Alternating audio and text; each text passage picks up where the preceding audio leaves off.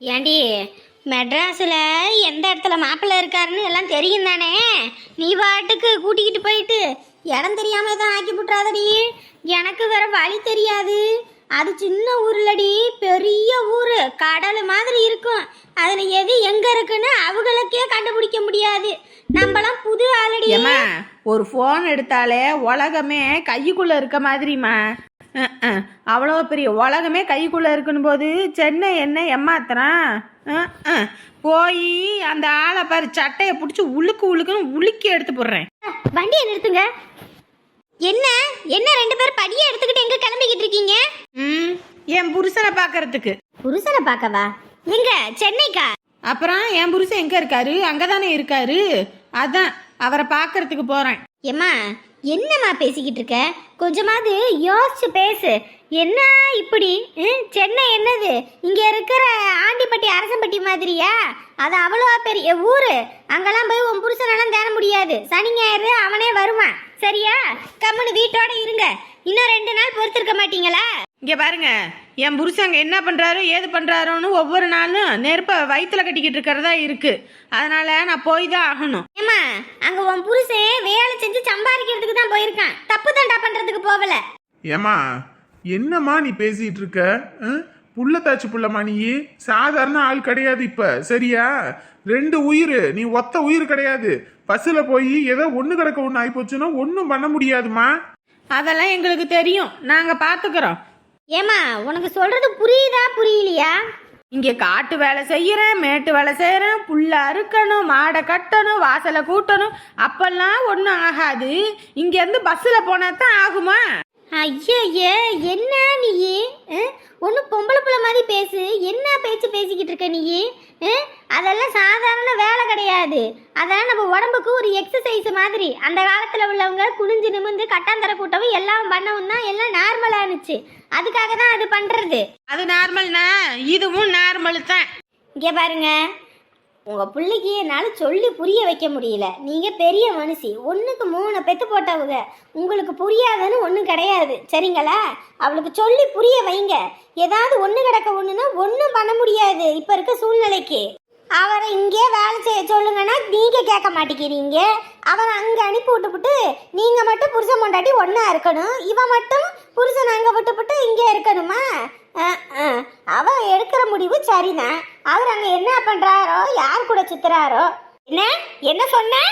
அவரு அங்க என்ன பண்ணிக்கிட்டு இருக்காரோ என்னவோன்னு தெரியலன்னு தினந்தோறும் ராத்திரி எல்லாம் தூக்க வராம என் புள்ளதான் அங்கிட்டு அங்கிட்டு உழப்பிக்கிட்டு திரியிறா. அதான் சரின்னு சொன்னேன். இங்க பாரு, உன் நல்லதுக்காக தான் சொல்றேன். நீ பாட்டுக்கு அலைஞ்சு திரிஞ்சு நாளை பின்ன வயிற்றுல இருக்க குழந்தைக்கு ஏதாவது ஒன்று ஆகி போச்சுன்னா நாங்க மனுஷங்களா இருக்க மாட்டோம். இப்போ மட்டும் எப்படி இருக்கீங்க? உங்கள் நல்லதுக்காக தானே யோசிக்கிறீங்க. எங்களை பற்றி யாராவது யோசிக்கிறீங்களா என்ன? அதுவும் என்னை பற்றி யாராவது யோசிக்கிறீங்களா என்ன? ஏண்டியம்மா, உன்னை பற்றி யோசிக்கிறதுனால தான் நான் இவ்வளோ தூரமும் பேசிக்கிட்டு இருக்கேன். உன்னை பற்றி யோசிக்கலன்னு வையே, நீ பாட்டுக்கு போய் என்னமோ தொலை அப்படின்னு சொல்லி விட்டுருவேன். என் வீட்டுக்கு நீ ஒரு வாய்ஸை கொடுக்க போகிறவ. 1000 தான் இருந்தாலும் என் வீட்டுக்கு வந்த மருமன்றனால தான் உன்னை இவ்வளோ தூரம் நான் இதாக பேசிக்கிட்டு இருக்கேன். உனக்கு புரியுதா புரியலையா? உங்கள் அம்மா மாதிரி எனக்கு என்ன வந்துச்சுன்னா இருக்க முடியாது. இது என் குடும்பத்து வாரிசு. புரியுதா? என்னம்மா சொல்ல சொல்ல நீ பாட்டுக்கு மூஞ்ச திருப்பிக்கிட்டு இருக்க? நான் என் புருஷனை பார்க்க போகணும், அவ்வளோதான். வேற எதுவும் எனக்கு பேசுறதுக்கு இல்லை. ஏண்டி உனக்கு புரியுதா புரியலையாடி?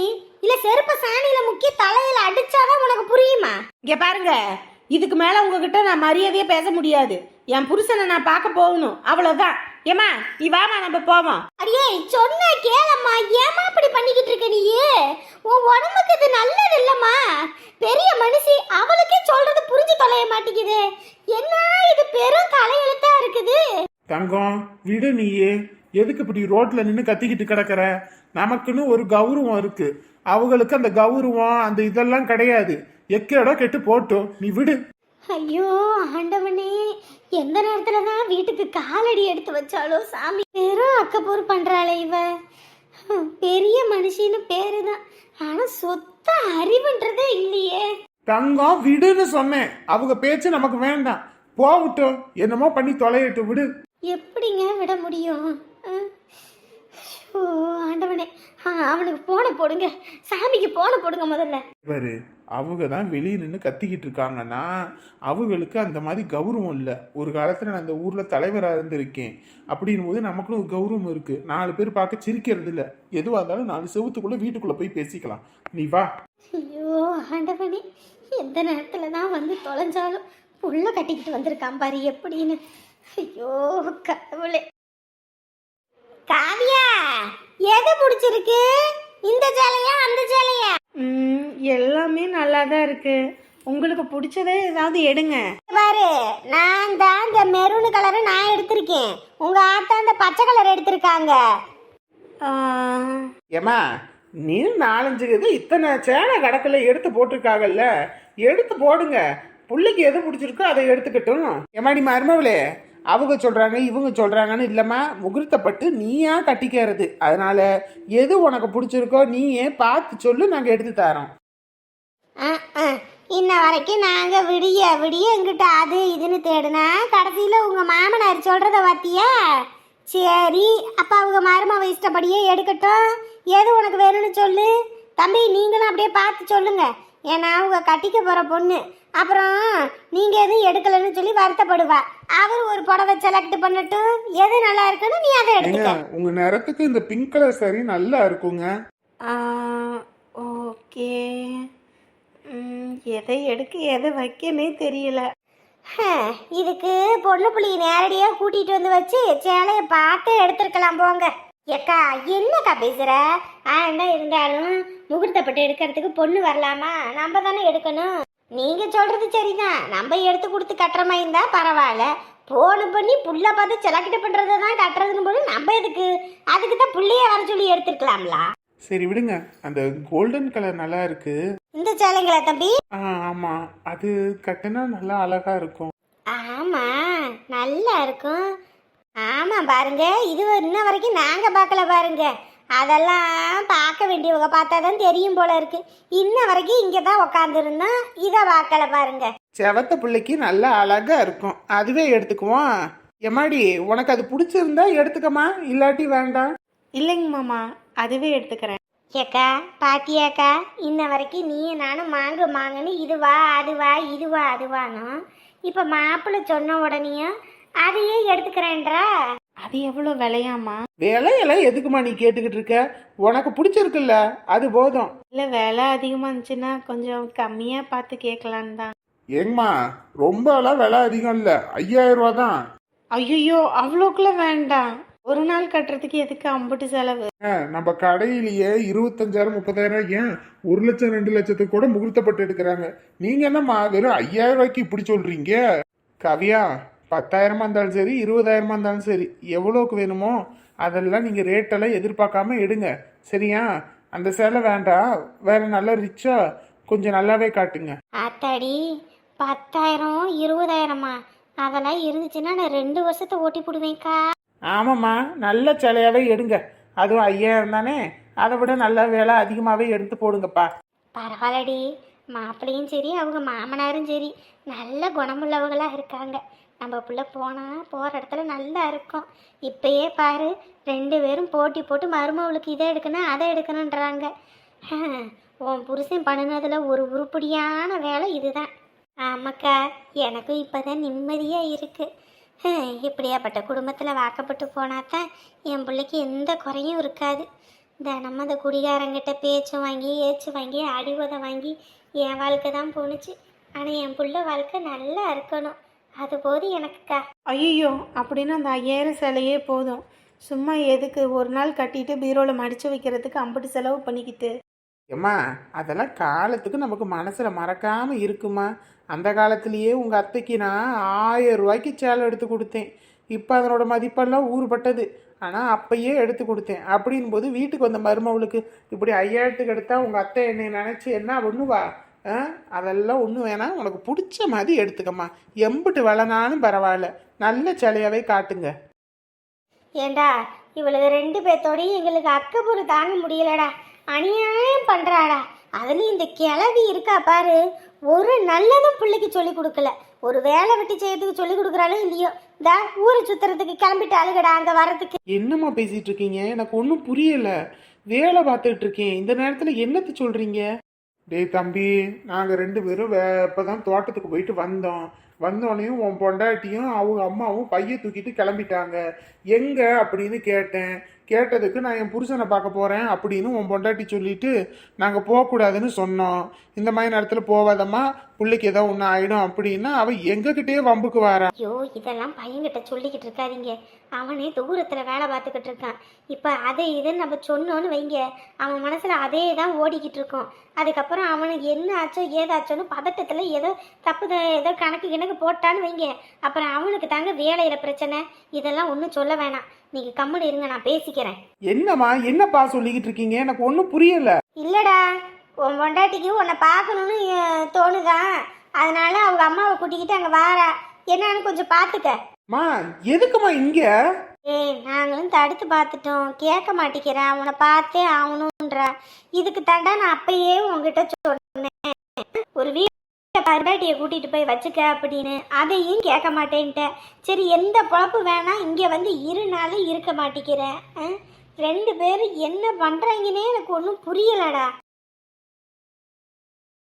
ஏம்மா இது சின்ன ஊரு கிடையாதுமா. நினைச்சோடி இங்கே போகிறதுக்கும் அங்கே போகிறதுக்கும் இது பெரிய சிட்டிமா. இங்கே போய் நான் எங்கன்னு தேடுறது? பஸ் மாறி ஈறி போனுச்சுன்னு வைங்க, ஒன்றும் பண்ண முடியாது. இங்கே லட்சக்கணக்கான பஸ் இருக்குது, இல்லை நான் எந்த பஸ்ஸில் போய் தேட முடியும்? நான் ஆஃபீஸில் இருக்கேன், என்னை ஏமா அப்படி டென்ஷன் படுத்திட்டு இருக்கீங்க? கம்முன்னு வீட்டில் இருக்க சொல்ல வேண்டியதானே? இல்லைன்னா கிளம்புறதுக்கு முன்னாடி அவங்கெல்லாம் நம்ம சொல்றதை கேட்க கூடாதுன்னு இருக்காங்கப்பா. ஐயோ இப்ப நான் எங்கன்னு போய் தேடுவேன்? ஏன்னா இப்படி எல்லாரும் சேர்ந்து என்னை இப்படி டார்ச்சர் பண்றீங்கன்னு தெரியல. டேய் டேய் கொஞ்சம் கோச்சுக்காதடா, போய் என்ன ஏதுன்னு எங்க இருக்கான்னு கொஞ்சம் பாருடா, எனக்கே பயமா இருக்குது. ஏம்மா என்னால முடியலம்மா, நான் இங்க வேலை செஞ்சுட்டு இருக்கிறதா இல்லை அங்க போறதா? ஆஃபீஸ் டைம்ல என்னை வெளியவும் விட மாட்டாங்க. ஓ நான் எந்த ஏரியால இருக்கேன்னு கூட தெரியாது அவளுக்கு. அவதான் சென்னைக்கு போறேன்னு கிளம்பிக்கிட்டு வாராளே. சென்னைனா சென்னை மட்டும்தானா? சென்னையில தாம்பரம் இருக்கு, மாம்பழம் இருக்கு, கீழ்ப்பாக்கம், ஏகப்பட்ட ஏரியா இருக்குது. மணிப்பாக்கம், கோயம்பேடுன்னு சொல்லி ஊருப்பட்ட ஏரியா கிடக்குது. இதுல நான் எங்கன்னு போய் தேடுறது? எல்லாம் எனக்கு எதுக்குதான் இப்படி பண்றீங்கன்னு தெரியல. 2 நாளா நான் வரமாட்டேனா?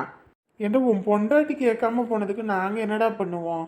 என்னமோ பண்ணுங்க, நானே என்னமோ பண்ணி தொலைறேன். போனை வைங்க தயவு செஞ்சு. நம்மள திட்டிக்கிட்டு இருக்கான், நம்ம என்னதான் பண்றது? சொல்ற கடமைக்கு சொல்லியும் பார்த்தாச்சு. நானா பார்த்து ஒரு பொண்ணை வீட்டுக்கு கூட்டிட்டு வந்திருந்தேன்னா இன்னைக்கு என் பேச்சை கேட்டு நான் சொல்றதை கேட்டு இருந்திருப்பா. அப்பனும் அவனும் சேர்ந்துக்கிட்டு தானே ஆடுனீங்க. கட்டுனா அந்த வீட்டு பிள்ளைய தான் கட்டணும், நமக்கு கீழே உள்ளவங்களை கட்டினா நம்ம பேச்சை கேட்டு நம்ம குடும்பத்துக்கு ஏற்ற ஆப்பிள இருப்பாங்க அப்படின்னு சொன்னீங்க. நல்லா கேட்குறா. இன்னைக்கு அவ சொல்றத நம்ம கேட்குற மாதிரி இருக்கு. என்னமோ அவ தான் அதிகாரம் பண்ணிக்கிட்டு திரியிறா. போய் தொலையிட்டோம், எங்க போய் கடந்து என்னமோ பண்ணட்டும், நம்ம என்ன பண்ண முடியும்? பாவம் என் பையன், எங்க போய் அவனுக்கு நிம்மதியே இல்லை. இனி பொழப்ப கெடுத்துட்டு அவன் ரோடா ஊரா திரிய வேண்டிதான். 2 எங்கிட்ட போனதுங்க அப்படியே போய் தொலையிட்டோம். ஏங்க சாப்பாடு எடுத்து வச்சாச்சு, வாங்க சாப்பிட. காலையில சாப்பாடு இன்ன வரைக்கும் சாப்பிடல. இப்படி வெறும் வயித்தோடையே இருந்தீங்கன்னா அல்சர் வந்துடாதா? வாங்க சாப்பிட்டு அப்புறம் வேலையை பாருங்க. இப்ப என்ன கூட்டம் அள்ளுதோ? வாங்க. இருமா, எல்லாத்தையும் அப்படியே வச்சுட்டு வர முடியாதுல்ல. பால் கொஞ்சம் விட்டோனாலும் அப்புறம் கொதிக்காம விட்டுச்சுன்னு வையே, அப்புறம் திரிஞ்சு போயிடும். ஒன்றும் பண்ண முடியாது. டீ வைக்கிறதுலாம் அப்படி சாதாரண விஷயம் இல்லை, 1008 பக்குவம் இருக்குது. கொஞ்சம் டிகாசனை நல்லா கொதிக்க விட்டோன்னு வையே, கசந்து போயிடுச்சுன்னா அப்புறம் அம்பிட்டுதான், அது வம்பா போயிடும். ஓ அதுக்குன்னு இப்படி வெறும் வயித்தோடையே கடந்துக்கிட்டு மல்லு கட்டிக்கிட்டு கிடப்பீங்களா? அப்புறம் உடம்பு சரியில்லைன்னா என்ன பண்றது? வாங்க சாப்பிடுவீங்க. ஆள் எதுவும் வந்தா இருக்கிற டிகாசனுக்கும் பாலுக்கும் டீயை போட்டு கொடுத்துடலாம், காப்பியை போட்டு கொடுத்துடலான்னு பாக்குறேன். ஒன்னும் யாரும் வரமாட்டேங்கிறாங்க. சரி யாராவது வந்தா நான் போட்டு கொடுத்துக்கிறேன், நீங்க வாங்க. வீட்டுல போடுற மாதிரி இல்லம்மா, இரும ஒரு 5 நிமிஷம் பாக்குறேன். 5 நிமிஷம் பார்க்க வேணாம், 10 நிமிஷம் பார்க்க வேணாம். முதல்ல வாங்க வந்து சாப்பிட்டு போய் பாருங்க. நீ சாப்பிடலையா? நான் சாப்பிட்டுக்கிறேன், முதல்ல நீங்க சாப்பிடுங்க. எப்பா இன்ன வரைக்கும் நின்றுகிட்டே இருந்தது, உட்காந்தோடனே அப்படியே இடுப்பெல்லாம் வலிக்குது. அப்புறம் இளமை என்ன இன்னமும் ஊஞ்சல் ஆடுதுன்னு ஐயாவுக்கு நினைப்போ? வயசாகி போச்சு, இனி எப்படி இருக்கணுமோ அப்படி இருங்க. எனக்கு என்ன வயசாகி போச்சு? எனக்கு என்ன இப்பதான் 45 ஆகுது. என்னமோ இது ஒரு பெரிய வயசு. ஐயோ 45 வயசு கம்மியான வயசோ? அரை கிழமை இப்பயே வெள்ளை முடியெல்லாம் வந்துருச்சு. இந்த ஈசையில கூட 2 வெள்ளை முடி நீட்டிக்கிட்டு இருக்குது. பார்த்தா தெரியலையோ? இங்க பாரு, இப்போ கூட 10 மூட்டையை தூக்கணும்னா கூட தூக்குவேன். என்னது பருத்தி மூட்டையா? ம் ம் உன்னை வேணா இப்ப தூக்கி கட்டுட்டுமா? எதுக்கு? என்னை கீழே போட்டு என்னை உடைக்கிறதுக்கா? போங்க, நல்லா வாயை மூட்டி சாப்பிடுங்க. ஏங்க ஒரு டீ ஒன்று போடுங்க. இன்ன வரைக்கும் அவர் அங்கேயே நின்றுக்கிட்டு இருந்தாரு. ஒருத்தர் வரல. சாப்பாட்டில் கையை வச்சோடனே வராங்க பாரு. இந்தா வந்துட்டேங்க. இந்தா நீ எடுத்து சாப்பிட்டு நான் போய் டீயை போடுறேன். எங்க இருங்கங்க, இப்பதான் இருந்து சாப்பாட்டில் உக்காந்தீங்க. உட்காந்து ஒரு வா கூட வாயில வைக்கல, அதுக்குள்ள போறேன் இருக்கீங்க. அவர் ஒரு 5 நிமிஷம் இருக்க சொன்னா இருப்பாரு. இங்கே பாரு, நம்ம கூட சாப்பாடா அப்புறமேட்டுக்கு சாப்பிட்டுக்கலாம். வர்றவங்களை நிக்க வச்சுக்கிட்டு காக்க வச்சுக்கிட்டு இருந்தான்னு வையி, இந்த கடைக்கு போனா இப்படித்தான் இருக்குன்னு சொல்லிட்டு அவங்க பாட்டு கிளம்பி போயிருவாங்க. நான் பாத்துக்கிறேன் விடு. அட கடவுளே, சொந்த தொழில்னா இவ்வளோ பிரச்சனை இருக்கா? சாப்பாடு உட்காந்து வாயில் ஒரு வா வைக்கல, அதுக்குள்ளே வந்துட்டாங்க. ச்சே. இந்த வீட்டு அட்ரஸ் தான் போட்டிருக்கு. இங்கதான் வந்திருக்கு போல இருக்கு. வீட்ல ஆள் இருக்கீங்களா? யாருங்க வேணும்? இங்க காவியன்ற காவியா தான். நீங்க யாருன்னு தெரியலீங்களே. எங்க நாங்க கொரியர் ஹவுஸ்ல இருந்து வந்திருக்கோம். காவியன்ற உங்களுக்கு ஒரு கொரியர் வந்திருக்கு. கொரியரா? என்ன கொரியர்? தெரியலங்க, நாமக்கல்ல இருந்து வந்திருக்கு. நாமக்கல்ல இருந்து வந்திருக்கா?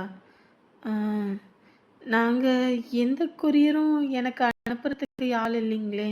எங்க காவியான்னு உங்க வீட்டு அட்ரஸ் தாங்க போட்டிருக்கு.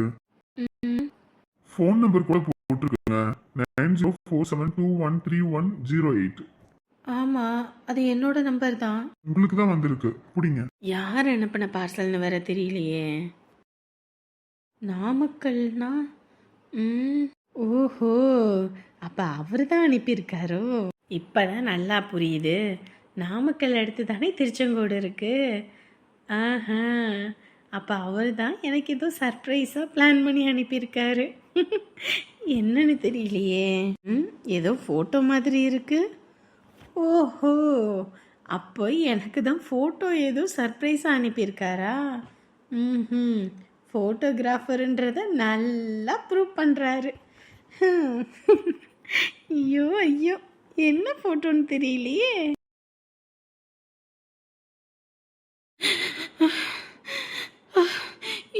இது இந்த ஃபோட்டோ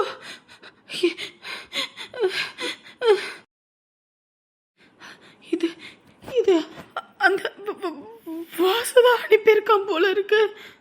ஆண்டவனே, ஐயோ, இந்த விஷயம் மட்டும் யாருக்கா தெரிஞ்சுது, உரிச்சு உப்பு கண்டம் போட்டுருவாங்க. ஐயோ, கடவுள் புண்ணியத்தில் வீட்டில் யாரும் இல்லை. இருந்திருந்தாங்க இந்த மாட்டு இருந்துச்சு. ஐயோ, என்ன ஆயிருக்குன்னு கூட தெரியலையே. ஐயோ, அன்னைக்கு தானே அப்பா அவனை அடிச்சு மிதிச்சேன்னு சொன்னார். இப்போ என்ன இவன் ஃபோட்டோ அனுப்பியிருக்கான். ஐயோ, இதுலேருந்து என்ன தெரியுது, இவன் நம்மளை ஒரு வழி ஆக்கணும்னு முடிவோடு இருக்கான் போல இருக்கே. வீட்டில் வேற பட்டு எடுக்க போயிருக்காங்க. இந்த விஷயம் மட்டும் தெரிஞ்சுது. ஐயோ, என்ன நடக்கும்னு கூட தெரியல. அறியாத வயசில் நான் பண்ண ஒரு தப்பு இன்னைக்கு ஆலமர வெளிச்சமாக வந்து நிற்கிது. இப்போ நான் என்ன பண்ணுறது? சத்தியமா எனக்கு என்ன பண்றதுனே தெரியல காயத்ரி. பைத்தியம் பிடிக்கிற மாதிரி இருக்கு. இதுல நான் எங்கன்னு போய் தேடுறது? ஃபோன் பண்ணி பார்த்தியா இல்லையா? ஐயோ, நான் ஃபோன் அடிச்சுட்டே இருக்கேன், ரிங் போது வேணும்னே எடுக்க மாட்டேங்கிறான். ஆன்லைனில் போயிட்டு நானும் வாட்ஸ்அப்பில் மெசேஜும் பண்ணி பார்த்துட்டேன், நோ ரெஸ்பான்ஸு. என்னடா இது, எதுக்கு இப்படி உமா பண்ணுறாங்க? ஒன்றும் புரியலையேடா. முதல்ல இந்த மாதிரி இல்லை, திடீர்னு இப்போதான் இவ இப்படி மாறிட்டா. எனக்கு என்ன பண்ணுறதுமே புரியல, ஒரு ஐடியாவும் இல்லாமல் இருக்கேன். இப்போ எங்கே போய் தேடுறது? ஆஃபீஸ் வேற லீவும் தராங்க. என்ன சொல்றதுன்னு எனக்கு ஒன்றும் புரியல. டேய், அட்ரஸ் ஆகுதா உங்களுக்கு தெரியுமா தெரியாதா? ஒரு தடவையும் நான் சென்னைன்னு தானே சொல்லியிருக்கேன், மற்றபடி நான் இந்த இடம் தானே சொன்னதே கிடையாது. இதில் எங்கே வந்து என்ன பண்ண போகிறானே ஒன்றும் புரியலை. சரி, ஒன்றும் பிரச்சனை இல்லை. வாட்ஸ்அப்லேயோ இல்லை நார்மல் டெக்ஸ்ட்லேயோ வந்துட்டு அட்ரஸ் அவங்களுக்கு மெசேஜ் பண்ணு. அதை பார்த்து கூட அவங்க வந்துடலாம்ல. அவளுக்கு படிக்கலாம் தெரியாதுப்பா. படிக்க தெரியாதா? என்னடா சொல்கிற? சின்ன வயசுல குடும்ப கஷ்டம்னு சொல்லிட்டு அவள் படிப்பெல்லாம் நிறுத்திட்டாப்பா. அதெல்லாம் இருந்திருந்தா தான் இன்னைக்கு நான் எந்த கவலையுமே இல்லையே. என்கிட்ட கோபம் சண்டையாக இருந்தாலும் கூட அட்ரஸ் அனுப்பிடுவேனே. உனக்கு என்ன பண்ணுறதுனே தெரியல. ப்ரெக்னெண்ட்டாக வேற இருக்காங்கன்ற இந்த நேரத்தில். சரி, அவங்க அம்மா நம்பருக்கு கூப்பிடு. நான் இவளுக்கு கூப்பிட்டோன்னே அவங்கள கூப்பிடுவேன்னு சொன்னோடனே அவங்க ஃபோனு சுவிட்ச் ஆஃப் பண்ணிட்டாங்க. ஃபோனு சுவிட்ச் ஆஃபில் இருக்குது. ஃபஸ்ட்டு டைம் ரிங் போணுச்சு, அப்புறம் சுவிட்ச் ஆஃப் ஆயிடுச்சு. என்னடா இது, வீட்டில் ஒருத்தர் தப்பு பண்ணால் பரவாயில்ல, இப்படி 2 பேரும் சேர்ந்து இந்த மாதிரி பண்ணா என்னடா இது? ச்சே, உன் நிலமையை நினச்சா எனக்கு கஷ்டமாக இருக்குது. போ. எனக்கு பைத்தியம் பிடிக்கிற மாதிரி இருக்குது. இப்போ ஹெச்ஆர் கிட்ட சொல்லிட்டு நான் கிளம்புறேன். சரிடா, சரி, பார்த்துப்போ, நாங்கள் பார்த்துக்குறோம். எங்கே போய் அலைய போகிறேன்னு எனக்கு ஒன்றும் புரியலை. டேய், மனசு தளர விடாத, ஏதாவது ஒன்று இருக்கும், பார்த்துக்கலாம், விடு.